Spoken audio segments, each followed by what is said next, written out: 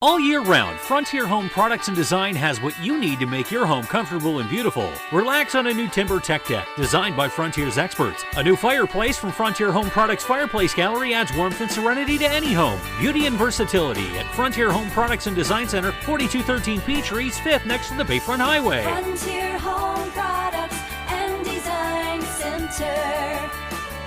Discover a new frontier. PA contractor number PA039007. Get paid to drive. Start a new career behind the wheel at the EMTA. If you are looking for a high-paying and rewarding career with full benefits and paid training, stop by or apply online today with the EMTA. Plus, EMTA riders can now enjoy free Wi-Fi on new, clean, and environmentally friendly buses to travel all over Erie County. Visit ridethee.com for more information. Get on board EMTA. Get on board EMTA. Get on board.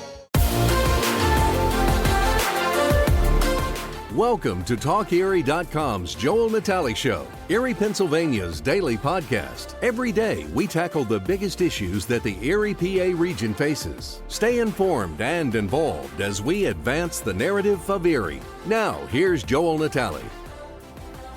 We have a very serious topic to discuss here, and that is the situation with human trafficking. And Jordan Pine is our guest, and we want to welcome Jordan, the president, the founder and CEO of Greenlight Operation. Jordan, thank you so much for joining us. Thank you. It's an honor to be here today. I appreciate it. Again, you grew up in Girard, right? I did. I'm a former Yellow Jacket and still hold true to the red and yellow. Yes. Right, exactly. Yeah. Fantastic. Let's get started with a little bit of your story. Again, we're a family show. We like to get origin stories. And what was it like coming up in Girard? And how did your journey bring you to this place in the work of anti-human trafficking? Yeah, it certainly isn't a typical job trajectory to go from growing up in Erie, Pennsylvania, to then launching a nonprofit to work in the anti-trafficking world. So for me, it really started when I was in middle school, which sounds odd. But I grew up in a family that was very involved in church and in ministry. And so we had the opportunity to engage quite a bit with missionaries from all over the world and hearing what's happening in other parts of the world. And so I will never forget having the opportunity to learn from some missionaries from India, coming back and sharing about their great work that they were doing, but in an age-appropriate manner.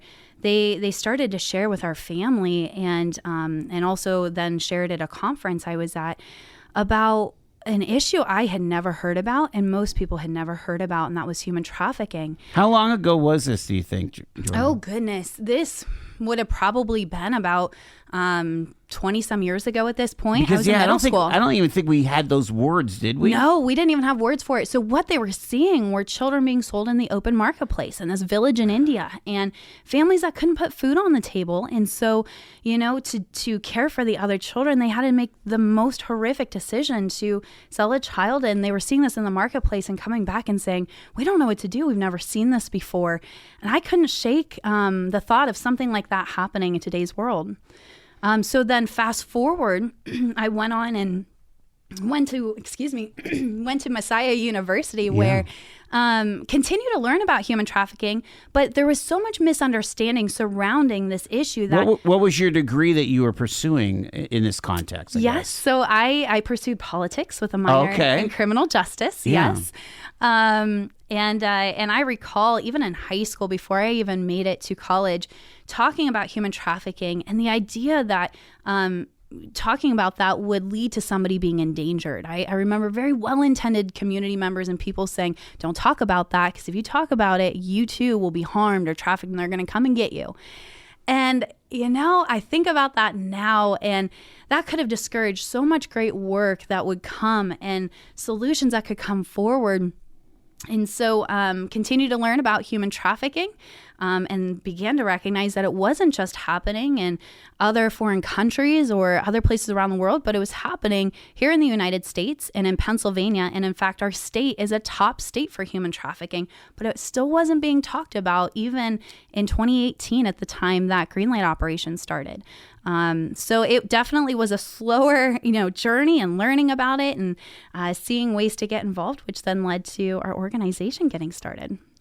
I'm amazed at how what prompted you to start the organization itself, because did you just look at the lay of the land and say, hey, nobody's really tackling this, at least not to the level that you thought it should be? So yes, essentially, going to college, you think you're going to be able to find those dream jobs, and there weren't jobs in the anti-human trafficking field when I graduated. And so continue to look at how can we still be a solution in this region. And it started with just simply volunteering and getting involved with our local church and responding in that way. I don't think we ever thought it would end up growing into its own organization and have the reach we do now, but I'm grateful it did go in that direction. And so then we officially started Greenlight Operation in 2018. So tell us about the mission and specifically what are the things that you do at Greenlight Operation? Yeah, so Greenlight Operation, we are a Pennsylvania-based nonprofit, and we work to strategically combat human trafficking we do that through educational initiatives and then also through restorative care for women who have been sex trafficked.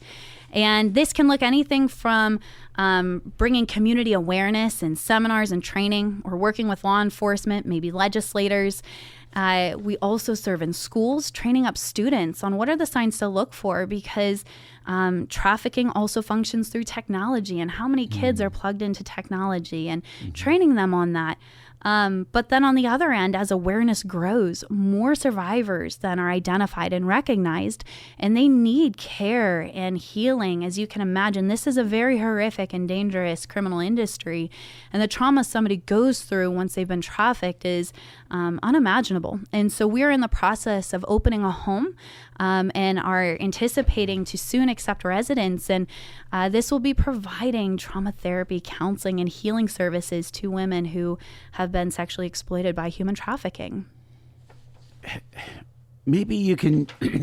It's so alarming that it's happening in a country where we love freedom, right? So first off, let's maybe throw away some preconceived notions. Are people that get caught into trafficking generally foreign nationals in America, or are there Americans that are trafficked? That is a great question. It's both. I would say we actually tend to overlook the Americans who are being trafficked because we're so focused on it typically being foreign nationals. And what we also miss in pegging it with certain demographics as well is we're also missing the youth who are being exploited, or even the families who are trafficking family members. If we're thinking it's only this large-scale organized crime that trafficking is happening with, and it can and it does function in that way, but it could also look like one of the very first cases I worked on where we had a woman in her 20s who was seeking refuge and care, and went on to share her story of trafficking started when she was 8 years old. And it was her mother who was trafficking her. She would go to school every single day, come home, get off the bus, and there would be a menu of items that people could choose and select various sexual acts that they wanted to essentially perform with this 8-year-old. And this was happening every single day for this child after school because her mom was so addicted to substances and the next high and needed to pay off her dealer that she started to sell her own child. But this became that child's life, and she didn't know any other way. And she ages up through and then has, boyfriends who are doing this to her spouses later in life. And it wasn't until her later 20s that she learned that this isn't how I have to live my life. But that started at 8 years old. And I think we then sometimes miss, and we can focus on the survivor, which is very important, but we also miss the people that were buying that child and that were propelling this forward. And so there are a lot of layers to human trafficking. It can be the large criminal ring, but it can also be a one-off situation like that where it's a parent selling a child or a romantic partner, selling, their girlfriend, their boyfriend, or something along those lines as well. I got to say, that's one of the most horrific stories I've ever heard in my life. Yeah. That a human went through that. It's awful. It's awful. And then when we think of what they've gone through, and as you can imagine, especially when it's starting for some in adolescence as a child with a person they're supposed to be able to trust the most. Right. And I wish I could say that was an isolated story or event, but there are many others that follow similar narratives. And this is why for us it's very important we're able to educate students in schools and youth groups and youth centers so that they understand that there's help available to them, that they don't have to go on to continue living that way. And maybe it's not a caregiver doing it to them, but it could be a predator online. It could be a relative or maybe even a peer. We've had instances in school systems where there are older children and students who maybe whether it's to gain popularity or status, decide that they are going to offer maybe tickets to prom or to a dance to underclassmen and exploit then those underclassmen and say, all right, if you want this ticket, you have to sleep with me or with this person and do this, this, and that.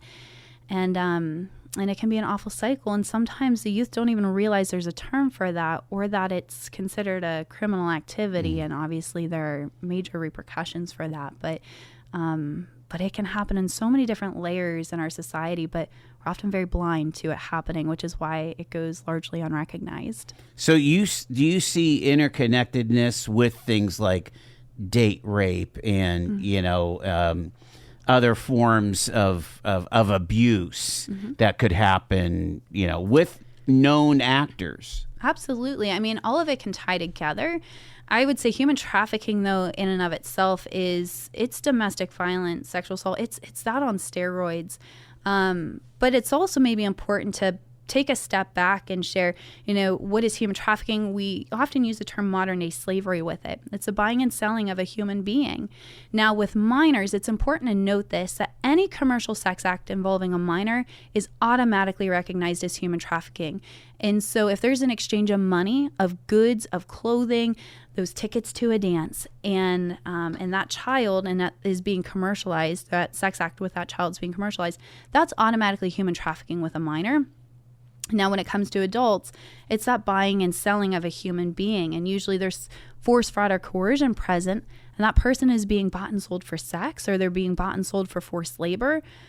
But if we think about how a human has many different abilities and talents and ways to do things, and if we think about it in a positive way, we look at it in the way of, okay, there are different jobs a person can get, different skill sets. We all have different elements to us.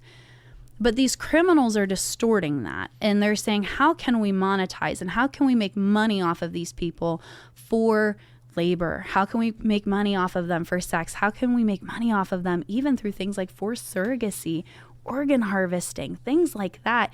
And they're exploiting human beings. And something that is shocking and why we want to sound the alarm on this is because we're seeing many criminals and others turning to human trafficking rather than other forms of traditional criminal activity, because unlike drugs and other substances or goods, a human can be used over and over and over again. So they're able to make a lot of money off of one person, exploiting them in the most horrific ways. And it's generated by money, and people are buying into it. It would stop today if people weren't buying into it, and that's a reality of this that we're dealing with. There's a consumer out there that is creating a demand that needs to be squelched. Jordan, somebody is asking, has there ever not been human trafficking? In a way, I would say probably not. I would say that this is something, exploitation in a variety of ways has existed, since the start. I mean, and so, well, I would say for me as a Christian, I think of it as, when sin entered this world, I would say that, exploitation was right alongside of that soon after. Why are you here? What's happening this week that you're bringing this information to folks? I know you're working with the Erie Women's Fund. Talk about all that. Yeah, we are very excited and grateful for the Erie Women's Fund, who has sponsored an event and our travel up here to bring education tomorrow, where there will be a luncheon with the Erie Women's Fund, followed by a roundtable discussion, because we know that with issues that are as complex as human trafficking, there are a lot of layers and elements to consider. It's important to take a multidisciplinary approach and have different perspectives around the table, so that we can properly assess what is happening with human trafficking here in Erie County, and how can we together mobilize ourselves to have long-term impact and effective change. So we're very grateful for them organizing these educational opportunities and roundtable discussions that will follow that seminar. I had heard over the years that our proximity to the two interstates left us in a place where a lot more human trafficking was happening in Erie County than we thought. Oh, absolutely. If we even simply look at the National Human Trafficking Hotline statistics on reported cases by state, you will see Pennsylvania is 11th in the nation for most reported cases of human trafficking. But if you look here in Erie, Pennsylvania, where we're sandwiched is right between Ohio and New York. These are two states that you've got New York, which is within the top 5 states, and you've got Ohio, which is within the top 10. I believe they rank about 5th in the nation and 7th in the nation. Wow. And so to expect that Erie would be exempt from those trends would be wild, especially considering, too, how close we are to an international border. Now, that doesn't mean all human trafficking is happening on the borders. It can, and there is trafficking that does happen. But where Erie is situated, as we look at the landscape of our nation, it is not only primed to be a pass-through city where traffickers could drive people through the city, but it's also truly a destination city as well. Mm-hmm. There's a lot of entertainment that happens here, conventions that take place, hotels, the hospitality industry is very prevalent. And when you think about maybe some of the travel experiences that buyers are looking for, they might want to have a good time and, take some time to relax while they're here for the weekend and kick back and look for those sort of perks that a trafficker is going to be offering. And so it's wild if we are thinking that trafficking doesn't happen here, right, or how prevalent it is. And that's just scratching the surface of the ones that are traveling. There are many where trafficking is happening within homes and happening online as well. And you don't even have to leave the comfort of your home for a person to be exploited by human trafficking. And I think those are the regions, too, that we are missing quite a bit as well. So let's talk about the internet a second here. And again, I would imagine that internet pornography just folds into all of this, and now it's almost, there's people that are treating pornography like this is just part of our culture, and everybody's got an OnlyFans, and I know nothing about any of this stuff, but it's saturated in our culture, and what that does when we are hypersexualizing a culture, things like this then don't seem as bad as they are. And people may justify it by saying, well, this person chose this life, or, they kind of saw it going there, didn't they? And these are things that we hear people saying. We don't believe that, because the reality is it's a horrific industry. It is something where many victims, how do you, when you're looking at pornography, how can you tell if a person's a willing participant or not? We've served survivors who've been exploited through pornography, and it's often used even as a training tool for them, where they are forced to watch it, and then that is what they're forced to do for the clients and perform in certain ways for the trafficker. And so we see just how it's not only impacting the survivors, but it's creating a hypersexualized culture, especially for our young people. And the way that their brains even develop and are not fully formed until their 20s, it's having a major impact where we're seeing a great deal of sexual violence amongst younger people. The results of pornography are resulting in youth that don't know how to express in the right way, and younger people that are being exploited by even 12-year-olds and others around that age because they've had access to pornography, and it's harming their minds, and they don't know what to do with it because they don't understand what they're seeing. And so they're acting out in those ways, but that makes it then dangerous for other youth and then too, others they're going to encounter later in life as well. So, pornography we see certainly as a breeding ground for something like human trafficking that pours directly into it. I would, and I've just got a minute before we have to go to our bottom of the hour break, but I would think that it's pretty heroic for the Women's Fund and the folks that you're working with this week to have these conversations because, again, this is brand new material for me. I've had a radio show for 6 years. I don't think we've ever broached this, not to anywhere near this level. Yeah.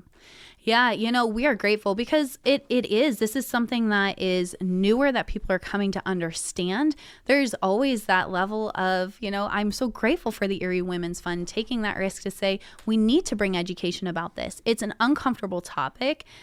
I would say that part of why human trafficking has thrived for so long in the United States and in Pennsylvania is because we don't like to talk about the uncomfortable topics. We want to either pretend it's not there because then we don't have to deal with it, or it makes us feel weird and uncomfortable and we don't want to talk about it. But what happens? What ends up happening is it thrives, and it thrives in that silence. And now we're at a point where it's starting to bubble up, and we have a society that's relatively ill-equipped to handle how do we recognize it, how do we process the reports, and where do survivors go for the help that they desperately need when they're recognized. Quickfill gasoline is made right here in America. United Refining Company, who operates Quickfill, refines its gasoline from North American crude oil in Warren, Pennsylvania. When you buy United Refining Company gasoline at Quickfill, you keep jobs and businesses in America. And you keep American families strong. You don't need to send your money overseas when you buy gasoline. Buy American-made gasoline at Quickfill.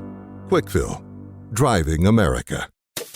From baggage claim to pajamas in 10 minutes. Erie International Airport. Fly with ERI.com. Fly Erie International Airport to Charlotte on American Airlines, your nonstop gateway to the world. Also, we have Breeze Airways flying nonstop to Orlando and Tampa, Florida. A great low-cost carrier providing excellent service to the regional community. Fly Erie International for your travel needs. Fly with ERI.com. We're discussing the very, very tough topic, but important topic of anti-human trafficking, and Jordan Pine is with us. She's a Girard, Pennsylvania native, the founder and CEO of Greenlight Operation. What does Greenlight Operation stand for there? Yes. So when we first started, I remember there was a map that was in front of us that showed where the hot spots of human trafficking were throughout Pennsylvania. And so we set out to what we called those red light districts. We set out to turn those red light districts into green light districts that were places free of sexual exploitation and human trafficking. Let's talk about the laws that are in place here. I know that you have provided some testimony in Harrisburg on behalf of Senator Laughlin's safe harbor legislation. Do we have the laws in place to protect people? We're getting there. Okay. I would say this is something that is starting to turn the attention of lawmakers. And this is where the voice of community members is very important, because when your legislator knows that this is an issue that is near and dear to your heart and that you care about, that is where we're seeing them starting to take attention to these various bills and policies. And so at this point in time, we have seen some great victories, such as the Safe Harbor Law, the Buyer Beware Act, and other bills that were introduced but didn't pass this legislative session. So we are very eager for what this new legislative session will hold. What would they do? What kind of protections did they provide in the safe harbor law, for example? Sure. So things like for the safe harbor, I can't speak a ton to that one in particular, and we're very grateful because that one moved quick. But it essentially, that one does protect children and just the way in which testimonies take place. Really taking a far more victim-centered approach that's not going to re-exploit them in the process. But there are other laws and bills that we've seen, like the Buyer Beware Act. That one was really focused on let's go after the buyers, the people that are fueling this industry, and how can we further penalize them. It's kind of like going after the Johns. Exactly. That's exactly what we're going after. Johns, the traffickers. Yeah. And starting to draw attention to where for so long our laws, because prostitution's illegal and things like that, we were seeing many victims who were then being charged instead. And those Johns and the clients that were essentially going out free, Scot-free. they had no repercussions. And so it's starting to turn that narrative. Our challenge and what we're seeing, though, is the actual implementation of that and the accountability there. And again, this is where community members come into play of our police forces, enacting this? Are we seeing that prosecutions and offenses filed with the Pennsylvania court systems, is it matching what we're hoping to see with these laws enacted? And I can tell you just 3 days ago, the PA court system released the offenses that were prosecuted in Pennsylvania. Erie's not showing up on that one right now as far as a top region. Very minimal cases that are getting prosecuted and sent to courts. And a lot of times that data is used to say, and we hear it a lot, see that county represented, they must have a huge human trafficking problem. Almost like, look at what's happening over there. Yeah. I would counter that by saying, if you are not seeing your county represented on documents like that, it tells me there isn't an anti-human trafficking response in place, or one that's not working. And that doesn't mean it can't be fixed. And so I think I'm so excited about the roundtable tomorrow, and very excited to hear that the law enforcement, the district attorney, that they are eager to see improvements made in this region. But laws help get that moving forward. But we need to see those laws then paired with what's actually happening and the accountability there. So some that we're looking forward to and want to see that will assist further with the anti-trafficking field are things like there was a law that was put into place, or it was a bill that was proposed last session, and that was to add licensure for the illicit massage businesses. We're seeing so many illicit massage businesses that are fronts for human trafficking, but there's very little police can do currently beyond codes enforcement and things like that. And so if there was a little bit more of that licensing requirement, it would essentially help mitigate some of these bad players in these sort of businesses and reduce that. Things like vacatur law. That sounds like a foreign language, kind of is. I remember when I first heard about it, I'm like, what is this? But essentially it's saying for those that have been harmed and hurt and exploited, while they were doing that, they were under somebody else's control, oftentimes they're forced to take on the crimes, and they are getting the charges that the trafficker really should have, but they're the ones that are doing the dirty work for that person. And so this is saying, let's expunge those criminal records for them so then they can actually get jobs, and they can go on to have housing and live, outside of that trauma and all that got stacked up against them. So it's giving a foot forward. So laws are very important in this. Yeah. We're eager to see what moves forward in this upcoming year, and are very grateful for Senator Laughlin's office and many others who are joining the ranks to say that they want to see us do even better in our state in anti-trafficking work. Jordan, I want you to speak to the role of technology, both in the perpetuation of trafficking, but also maybe in the help of helping victims. Yeah, definitely that double-edged sword, right? So with technology, what we are seeing is it's something that we have a phone. Most of us, the phone is attached to our hip. It's everywhere that we go. And we have a whole generation of youth that have been raised on this. And some, it's almost like the moment they come out of the womb, they've got a phone in some cases. And the sad piece, though, is what might seem like some innocent apps or, peers are all doing it. Things like Roblox. That is one that is very targeted towards children and is an app that many children and families will use and seems innocent at a quick glance. But this is actually one that many predators are using to prey upon youth and children, whether that's through creating characters that are going to encourage the child to leave that app and go to a different app to speak with them.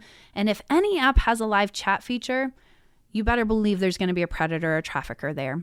So pretty much any type of online Xbox, PlayStation or whatever, if it's live fighting or whatever, more than likely there's a predator somewhere around there. If there's an opportunity to engage with somebody in real time, whether that's through chat, streaming, or something live, yes, there is the possibility that a trafficker or predator could be present.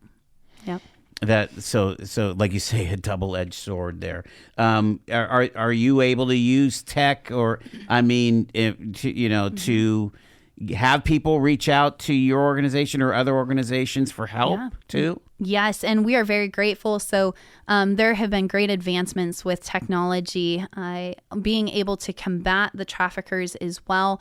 Groups like the Acervo Project, Shared Hope International have wonderful apps and features that are being released to assist with, obviously the police can't go through everybody's phone and see what's going on. But these are ways to essentially sift through a lot of the online data to assist with some of these cases.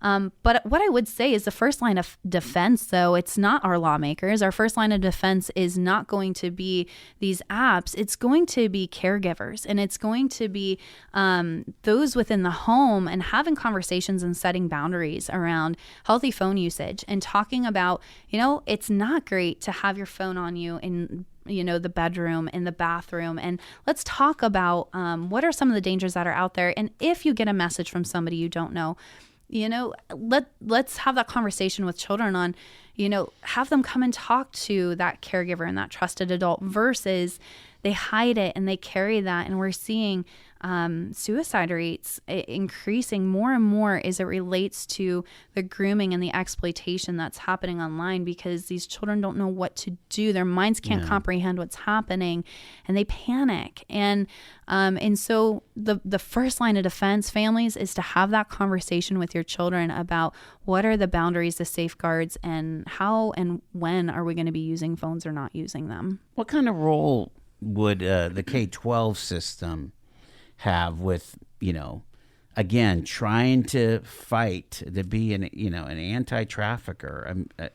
I would think that this would take a lot of training to just be able to look out for the telltale signs, right? It does. So with Greenlight Operation, we offer an Act 48 certified curriculum for teachers. So this would go towards the annual licensing requirements. They can partake in an understanding human trafficking curriculum, and it will help teachers be a line of defense in the classrooms as well.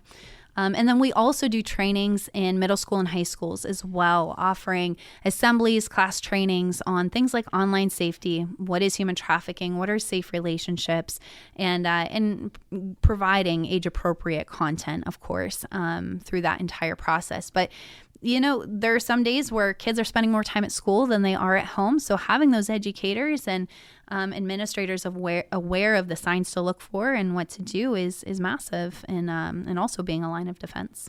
I want to also ask about where child labor. There's been some significant stories about children just being manipulated and abused in labor. In a labor intensive thing. I mean, I guess it was, I don't want to point out one particular industry, but I think it was like meat packers or something like that, where they were near dangerous machines and working crazy hours. It was just a horrible situation. Yeah. I mean, child labor, forced labor, it's incredibly prevalent worldwide. This is where it's good to know, what are who are the people we're doing business with, and even who are we buying products from? Do we know if they are on the up and up with what they're doing? Because our money talks, and we've actually seen some businesses change their supply lines and the ways they conduct their labor. I think Nike's a great example of this. They were getting a lot of pressure for things like the sweatshops and not having a clean supply chain. Their consumers said, we don't want this. We want to see better. And so they started withdrawing their support, stopped buying those products. And that spoke to the company. And suddenly they started doing so much better. And that's the thing, too. I would hope that companies can course correct once they start hearing, too, that their customers want to see better.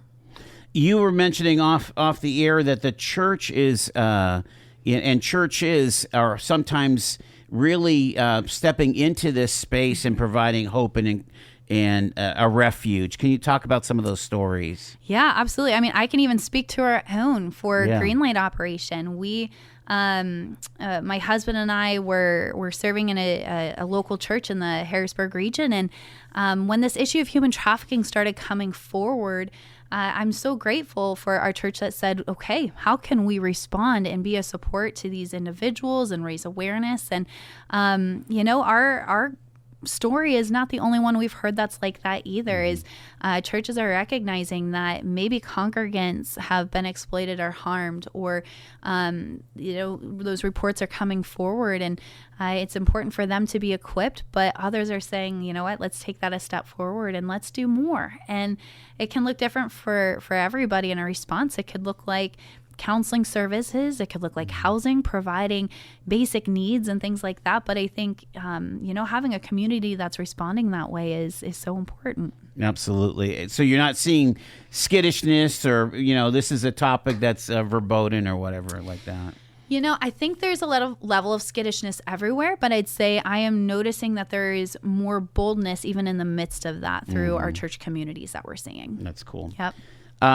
Before we talk about, again, the brass tacks of what you're doing here this week, I want to see if we can give either a checklist or some kind of better awareness to folks, either both parents and children, to protect themselves from what could be a potential trafficking situation. Yeah. I mean, how do you know what the telltale signs are, I guess? Oh, yeah. So as far as telltale signs, I would say on our website, we do have those listed out at greenlightoperation.org. And these are provided by the Department of Homeland Security. What I would add to this would be when you notice changes in behavior, the person is withdrawn, and talking mostly for youth and parents looking for signs with their children, would be things like you're seeing those changes in behavior. Maybe you're starting to notice a hypersexualized behavior, a constant need to check in on their phone, and maybe a sense where there's an anxiety, like if they don't check their phone, something might happen. And those could be signs that maybe somebody is pressuring them online and trying to seek information, photos, or whatever that might be. Now, that is just that particular example. We have a lot of signs for other instances. How do you notice it on the job site? How do you notice it within your community and things like that? But I'd say the best thing to do is just have conversation. Talk about these things. If you're starting to notice or feel that something is off, talk about it. Ask what's going on. And the more we show interest in others, they will reciprocate and they share. I don't think we have to go and play the superhero and go do a sting operation, but sometimes just being a good neighbor or a good family member who's checking in and showing that person that they're loved, not only could that help in an intervention, but it could also help prevent it altogether, because what drives this for many is they're seeking acceptance, they're seeking love. So if they don't feel isolated and if they feel like somebody is there for them and cares for them, already we've removed a major vulnerability to somebody being prone to being trafficked. And so, just being that good neighbor and being a trusted person that somebody can go to is major. And identifying the bad actors, if you're the young person, how do you know? I mean, stranger danger actually works here, doesn't it?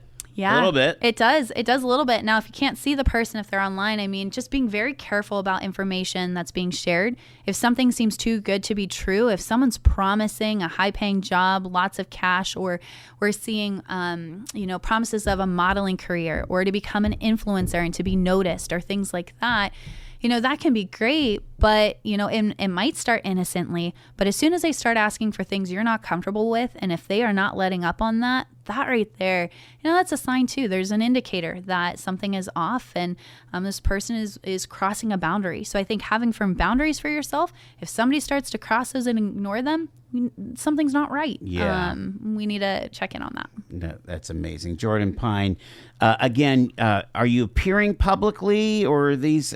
Talk about the rest of your week here. I am. So, yes, tomorrow we've got a couple more interviews, but I'm very excited to be joining the Erie Women's Fund for a luncheon and a seminar with them as well as some other community leaders.